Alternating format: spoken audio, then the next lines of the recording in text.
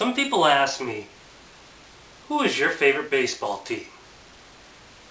I tell them I don't have a favorite baseball team. I have a favorite baseball player.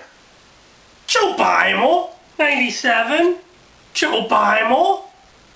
Doesn't matter what team he's playing for, that's my favorite team. That's who I'm rooting for. I was a Pirates fan for a few years. Then they got rid of him, and then I was a Twins fan for like 2 days, and then things didn't work out there, and I was a Devil Rays, I was a Devil Rays fan. Don't really like to admit that one, but Joe Beimel was there, so I was there. I was a Devil Rays fan, and well, luckily things didn't work out too well there because I don't know, Joe was, he was like thrown to some dude, and then up to the mound came this guy who was pissed, so he loaded up his truck and he moved to Los Angeles. Now I'm a Dodgers fan.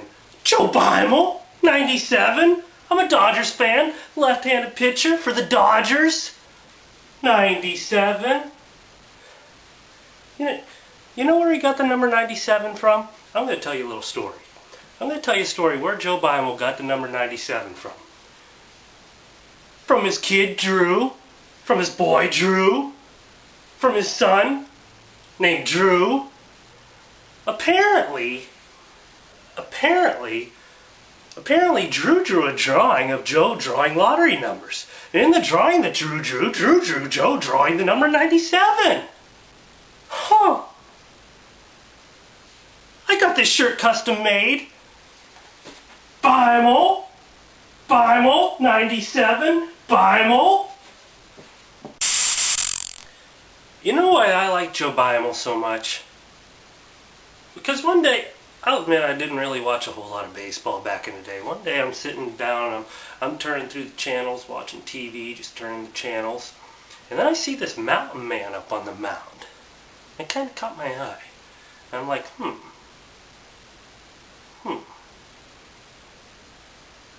And then all of a sudden he throws off the guy leading off first base, and I'm like, whoa!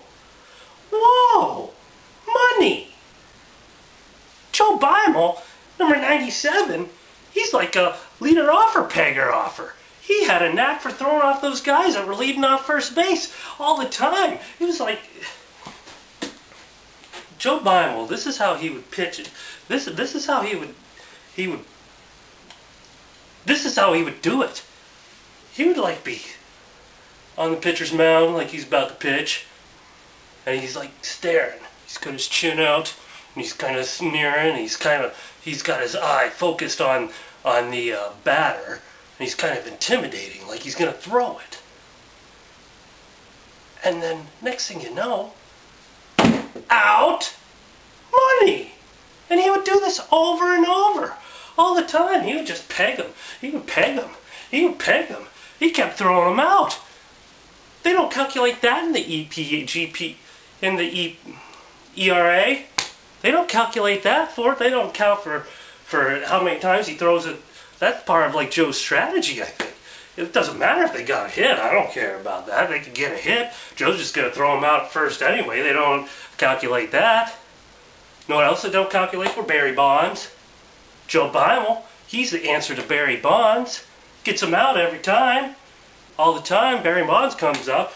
Joe Beimel's like, throw, out, home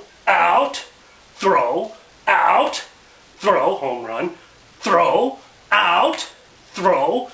Barry Bonds, you're out. He's like, Joe Beimel is the steroid stopper.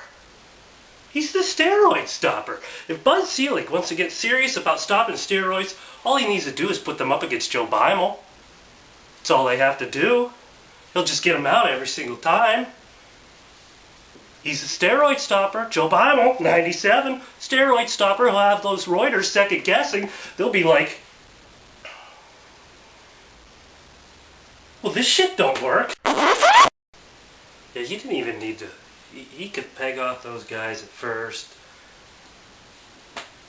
I don't really know if he pegged anyone off at third or second, but he could get those first basemen, the guys on first You know, he would do it, and he kind of do it like cocky, like he didn't even look over there. He would just throw it, and he knew they were out, and he'd throw it, and he'd just start walking to the dugout. It'd be like,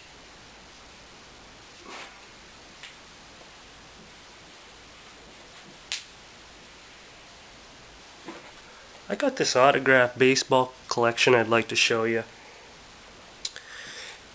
This ball here, signed by Joe Beimel, 97. In the sweet spot. Then I got this other one,